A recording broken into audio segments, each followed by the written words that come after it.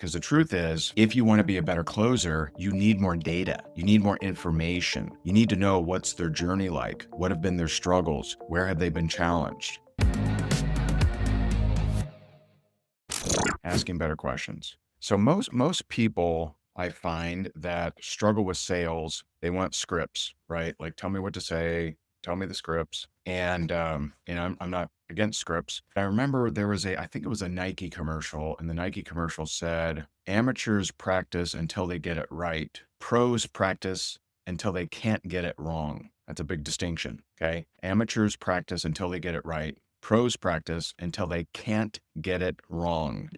Just from talking to so many prospects over the years. I mean, what's the number? Tens of thousands? I mean, I don't know. And just from, practicing, from getting out the jitters when you're new and just doing that thing, it's almost difficult for anyone to hit me with an objection that I don't just automatically spit out the answer. But a lot of times, the best answer to an objection is a question. See, people that don't typically do well in sales, they think that if only I knew how to answer every objection, or if only I knew how to answer every question. And people that are good at sales and are good at recruiting, good at sales, good at closing, you'll find that often it's not the answering of the question, it's the positioning of how to change the mind of the prospect who asked that question. It's not just answering the question, it's changing the mind of the person who asked the question. And you can do that with good questions. Okay. Today, I'm going to give you some of my best questions.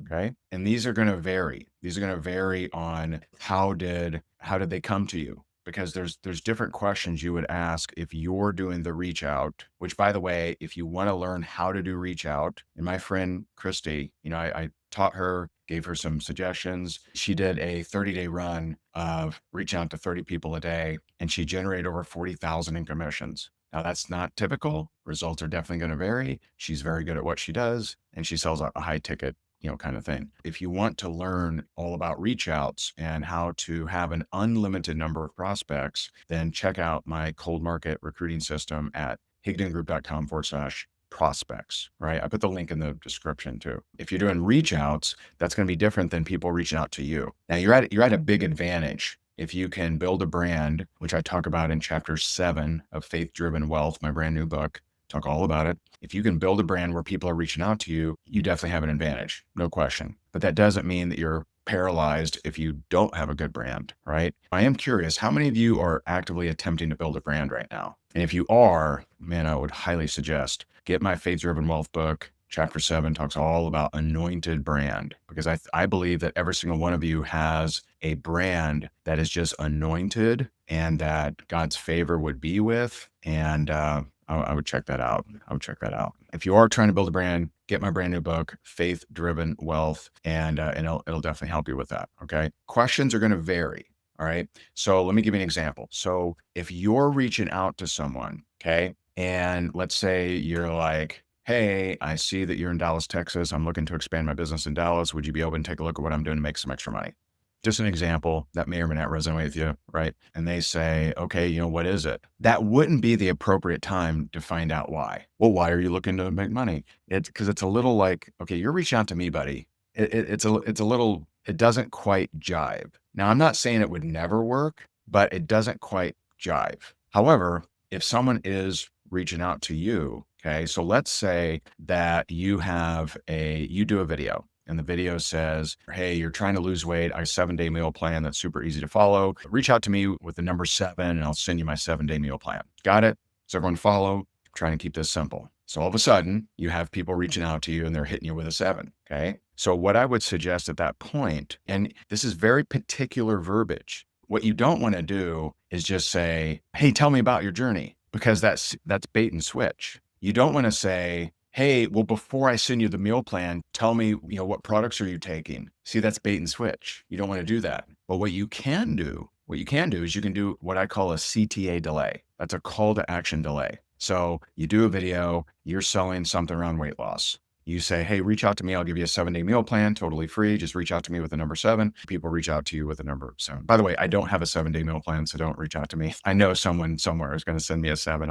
I'll Google it or something, or ChatGPT it. They reach out to you with a 7. Okay. You don't say, well, hey, tell me what you've tried for losing weight, because that's bait and switch. You told them you would send them a 7-day meal plan. If they send you a 7, don't say, well, before I send you the 7-day meal plan, tell me what products you're on. That's bait and switch. But what you can do is you can say, hey, I'm more than happy to do that 7-day meal plan when I'm in front of my computer. In the meantime, tell me, what have you tried for losing weight? See, I call that a CTA delay. And that allows you to gather some data, because the truth is, if you want to be a better closer, you need more data. You need more information. You need to know what's their journey like, what have been their struggles, where have they been challenged. So that's a fantastic question. If people are reaching out to you, is, hey, I'm happy to get you that thing I promise you, when I'm in front of my computer. But in the meantime, let me know, tell me more about your journey. What have you tried so far? Where do you find difficulty? That sort of thing. Okay. So that's one question. Number 2, I call this one the green light, and it's so fun. It's so fun. You can use this in a lot of areas, but I'll give you a specific. So let's say that you talk to a prospect and you're talking about making more money. Okay. How many of you lead with opportunity? Drop OPP if you lead with opportunity. Do you lead with opportunity? Do you lead with product? Do you lead with service? Does it vary? Let me know in the comments. How many of you lead with opportunity? I'll tell you, the majority of my career, I led with opportunity. Especially if you lead with opportunity, right? So let's say you're reaching out to someone and you're saying, hey, would you be open to taking a look at what I'm doing to make some extra money? Something along those lines. And they say, okay, tell me more. And you say, well, I got a video that does a better job than I can do of explaining it. You okay if I send that over to you? So you send them the video, they watch it. You get back with them and you say, hey, did you get a chance to watch it? Yeah, and I just don't think it's a fit for me. I don't think it's a fit for me. So then you could say, here's another great question for you and your team, right? And you should be tagging people in your team. Don't you want more duplication? Don't you want them to make more sales? If they watch the video, that's a high desire person. You should actually have a pretty high close rate with someone who watched the video. Okay, got that? So when you go back to them, if they say, hey, I just don't think it's a fit for me, I would say, well, what were you hoping to see? So that's another great question. What were you hoping to see? Wasn't the question I was actually leading you to, but that's another great question. What were you hoping to see? So anytime you have someone who tunes into a Zoom, who watches a webinar, who watches a video, and they don't want to move forward, ask them, well, hey, okay, you watched the video. What were you hoping to see? Great question. So let's say that, a common answer would be, well, I am looking to make some extra money. At that point, you have a little bit of time invested with this person. I would say, why are you wanting to make more money? Is there something you need to do to make more money, et cetera? They're going to tell you, oh, well, I got a down payment I need to make, or I got this or that, or whatever. And this is the green light question. If you don't do this, how will you come up with the money? Now, the truth is, that's an unfair question, because if they had that answer, they probably wouldn't be talking to you. If you don't do this, how will you come up with the money? Now, some people would be resistant to even asking that question because you don't want to have them think about any other options. But the truth is, they don't have other options. And that's what more people need to understand. That's what you need to understand, is you're providing a solution to a problem they have that they can't solve. They don't know how to solve, or else they wouldn't be in contact with you. That's called the green light, right? If you don't do this, how will you come up with that money? Another great question is, if they tell you why they need to come up with the money, I guarantee you, if they tell you the reason, it's important to them. But you can ask that. Hey, is that something you have to do, or is that optional? I'm telling you, if it was optional, they wouldn't have told you. If it is important, they'll tell you, right? You got to ask.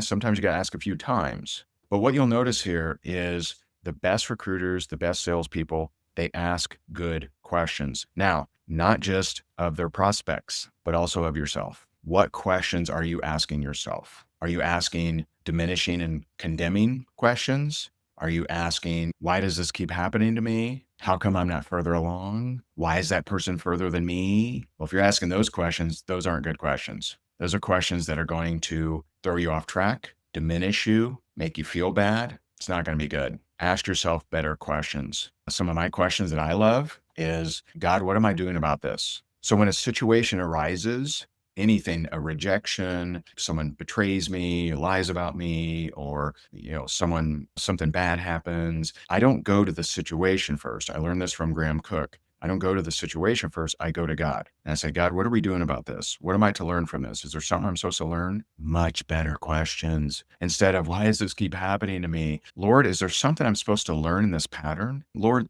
this thing keeps happening to me. Am I supposed to learn something from this, Lord? Can you help me with this? Thank you for wisdom around this thing. Because I'm telling you right now, if you have a negative pattern that keeps happening, there's something you need to learn. There's something God wants you to get. And I love what Graham says. Graham says, with God, you can't fail a test, but you get an unlimited amount of tries to pass it. I hope this is helpful to you. I appreciate you so very much. Again, if you need help with what to say and how to find people to reach out to, and just to get an unlimited number of prospects, go to higdongroup.com/prospects. If you need help with building your brand, my brand new book, Faith Driven Wealth, does that and a whole lot more. Make sure you check that out. And I do want to say thank you to all those who left a review. I think we're up to 23 now, so I'm gaining like 1 or 2 a day. So yay, I appreciate you. Please, if you've gotten my new book, please leave an Amazon review. It means a lot. It can be short, doesn't have to be lengthy. I just really appreciate you. So have an amazing day. God bless you. God bless your family. And I'll talk to you soon. Bye for now.